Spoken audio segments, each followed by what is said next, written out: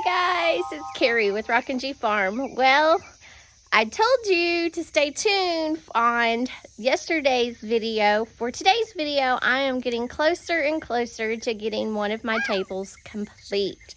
So what I've been doing, I found this table and two that matched for free at a local flea market. And I am going to make a checkerboard table to sit on our wraparound porch so that whenever anybody is here visiting, they can sit around in the rockers and pull up this table and play checkers. And my dad already had made me some wooden checkers out of some cedar branches that we have. So I am going to make some of those cedar checkers.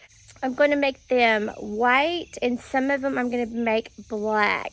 And then I will hopefully get my Cricut out and make our logo and put some vinyl on the back of one of the rounds and make those the kings with our logos. So that is what I'm going to do, and I'm going to hopefully be able to find a checkerboard and put in the center, and then I have a piece of glass. Yeah, I have a piece of glass that goes on the top of this one, and then the checkerboard won't mess up, and we'll have checkers all the time here on the farm. Let me show you what I got.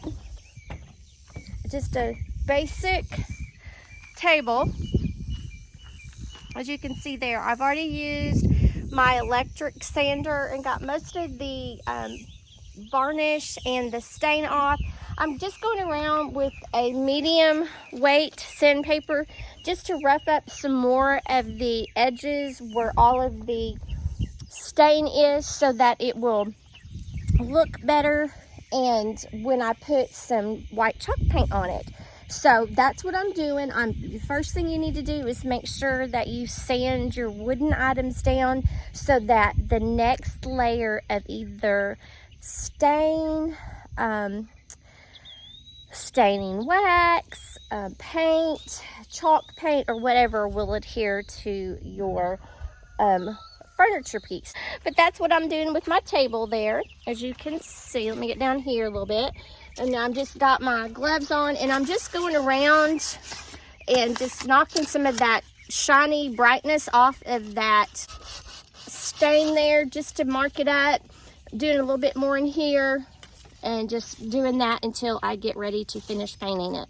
Old gloves, and they're very dirty, but I'm going to put those on just to protect my fingers and my fingernails since I just got my nails done. And now I'm just going to go around and sand, and that's all I'm gonna do.